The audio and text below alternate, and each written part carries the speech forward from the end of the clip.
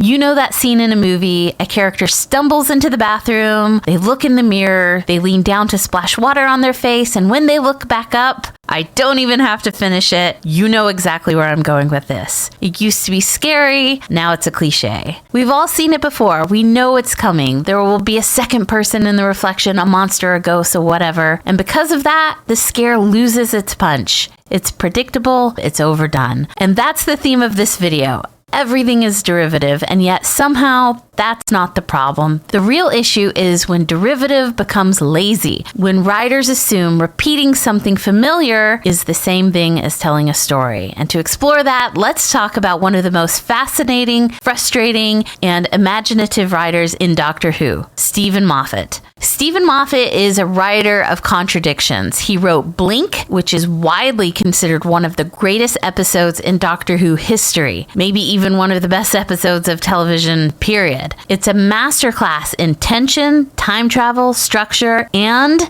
minimalism. And yet, he also wrote some of the most convoluted, frustrating arcs in Doctor Who, including River Song. We'll get to her later. Let's start with what Moffat did right. Blink is the perfect case study of how to use derivative ideas in a way that still feels new. The Weeping Angels are, at their core, a twist on the don't look away horror trope. Think of the Boo ghosts in Super Mario Bros. Or creatures that move when unobserved in some classic sci-fis. Even the concept of being sent back in time as a punishment isn't new. But what Moffat did was combine these familiar elements in a new way. And in Blink, he did a couple of things out of the ordinary. First, he told a Dr. Light story where the Doctor barely appeared. He made time loops elegant. And most of all, he used characters efficiently. You were invested in every character that appeared within that 45-minute episode. This is something that is lacking in the last couple of series of Doctor Who. They had dozens of new characters, but almost none of them had that thing, whatever it is that endears a character to the audience, where they understand and relate to the character almost instantly. I suspect it's because writers now are hoping audiences will connect with superficial traits like orientation and ethnicity rather than deep, significant shared human experiences.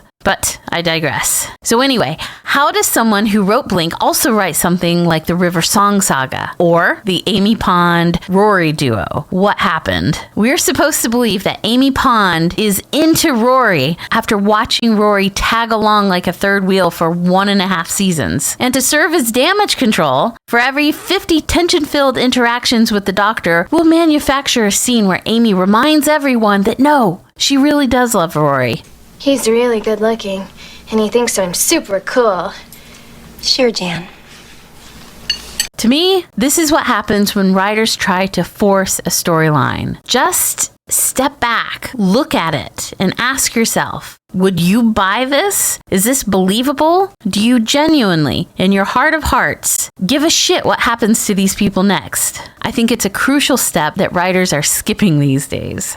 River Song was introduced with promise. Mysterious, out-of-order timeline, secret connection to the Doctor. But over time, she became a narrative black hole. Her story got so tangled in paradoxes, forced sentimentality, and overwritten reveals that the emotional impact vanished. River is the result of a writer trying too hard to be clever, mistaking complexity for depth, and it shows a shift in Moffat's writing over time, from imaginative and surprising to contrived and self-indulgent. And that's what bad writing often looks like. Familiar concepts, tangled in overcomplication with no emotional backbone to hold them up. So what makes a good writer? Good writing doesn't avoid derivative ideas. That's not going to happen. They transform them. They don't use empty twists. They understand structure but aren't imprisoned by it. They've learned that some moments need disruption and others need the structure of the familiar. Blink does this beautifully. The story works largely because we cared about the characters. Within one episode, we were more shocked and more affected by Sally Sparrow's friend being sent back in time than we were after following Rory's entire storyline for a whole season and learning that he had to stand guard for almost 2,000 years.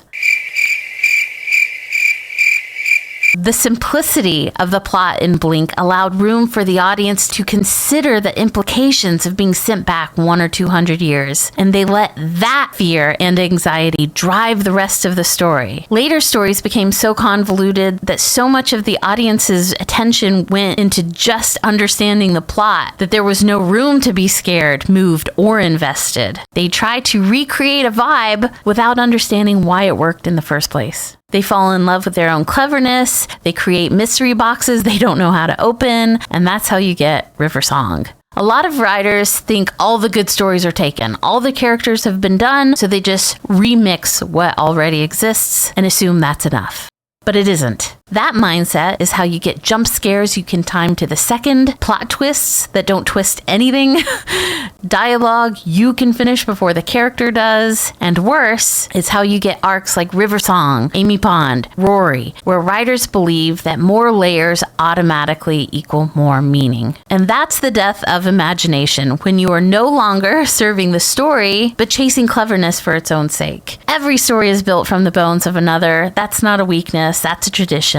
But the job of a writer isn't just to reassemble the bones, it's to bring them to life. Moffat, at his best, understood that. He gave us Blink. He made statues terrifying. He told a time travel story that didn't need spectacle. That took imagination. Moffat, at his worst, though, represents what happens when you forget that, when derivative becomes convoluted and twists become homework. In the end, the difference between a good writer and a bad writer is imagination and the skill to use it. Let me know what you think. Thanks for watching.